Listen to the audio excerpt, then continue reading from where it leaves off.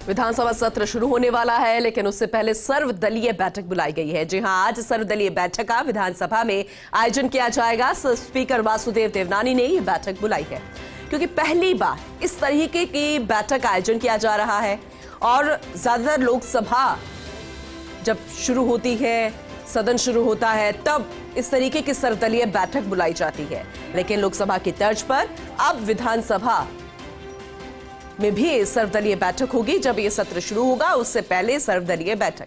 मुख्यमंत्री भजनलाल शर्मा, नेता प्रतिपक्ष टीकाराम जूली, बीएपी के प्रमुख राजकुमार रोध, बीएसपी, आरएलपी समेत प्रमुख क्षेत्रीय दलों को बैठक में आमंत्रित किया गया है। जैसे कि हमने आपको पहले भी जानकारी दी थी, हमारे पॉलिटिकल एडिटर योगेश शर्मा जी जुड़े थे, उन्होंने कहा था कि किस तरीके से इनकार हनुमान बेनीवाल ने कर दिया है, लेकिन आने वाले समय में वो हुंकार भरते जरूर नजर आएंगे क्योंकि इस बार उन्होंने किसी से भी गठबंधन नहीं किया है और जितनी उनको उम्मीद थी उतनी इस बार विधानसभा चुनावों में नहीं मिली, लेकिन अपनी जीत उन्होंने जरूर दर्ज करवा दी है। विधानसभा में वो जरूर पहुंचे हैं जीतकर।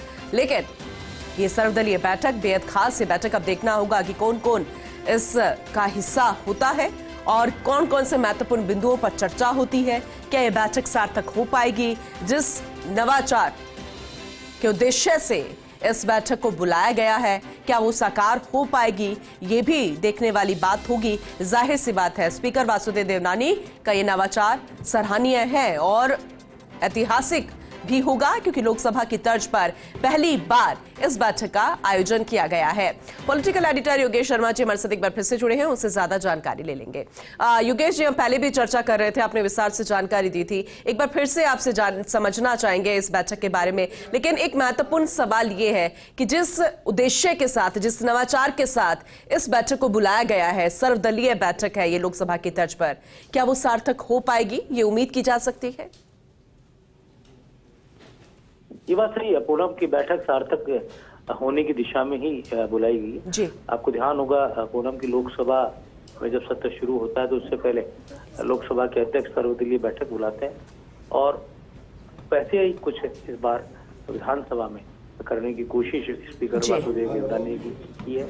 नवाचार के जरिए वो चाहते हैं कि सदन अधिक से अधिक चले, सदन मर्यादित चले और तमाम जो दल के प्रतिनिधि हैं वो अपने दल के विधायकों को लेकर ये पूरी तरह मुकम्मल रूप से उनको ताकीद भी करे कि सदन का आचरण जो रहे वो ठीक रहे, सदन को के अंदर जो महत्वपूर्ण बिल रखे जाते हैं उन पर बहस में सार्थकता रहे और तमाम सदन की कार्रवाई में वो सुचारू रूप से हिस्सा ले और सभी के सहयोग से ही सदन को ठीक ढंग से चलाया जा सकता है। आपको ध्यान होगा बीती विधानसभा के दौरान स्पीकर जब थे सीपी जोशी, तो प्रश्नकाल को सुचारू चलाने में राजस्थान की विधानसभा ने रिकॉर्ड बनाया था। टॉप 3 विधानसभाओं के अंदर राजस्थान को जाना गया था जी। और ऐसी ही कोशिश यहाँ पर विधानसभा के मौजूदा अध्यक्ष वासुदेव देवनानी की। वो चाहते हैं कि तमाम नवाचारों के जरिए और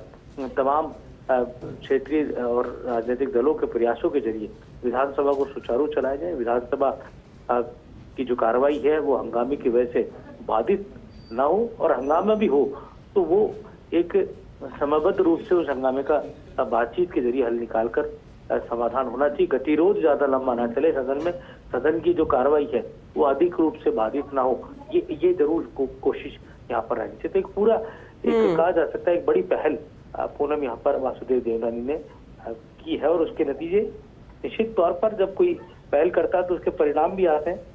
तो यहाँ पर जो परिणाम है वो हमें सिर्फ बैठक के बाद ही नहीं, आने वाले समय में भी पूरे सदन में भी वो दिखे, ये भी हम उम्मीद कर सकते हैं। योगेश जी,